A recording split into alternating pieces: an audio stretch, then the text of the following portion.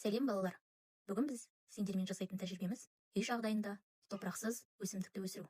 Ол үшін бізге қажет ең алдымен этилен пакетін аламыз және оны түзу етіп жаямыз. Оның үстіне қағаз сүлгіні төсейміз.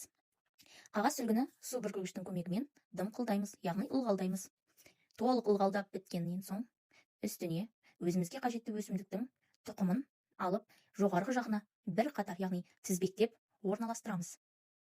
Орналастырып болғаннан кейін этилен пакетімізді бір тізбекпен ораймыз, тығыздап ораймыз. Одан кейінгі дайын су салынған стаканымызға салып қоямыз. Және күн көзі міндетті түрде түсіп тұру қажет. Себебі фотосинтез жүру үшін. 3 күннің ішінде біздің осы еккен тұқымымыз өз бүршігін жарып шығады. Және ол үшін бізге 3-7 күн аралығы қажет болады. Бүгінгі сендермен ең оңай тәжірибеміз осы.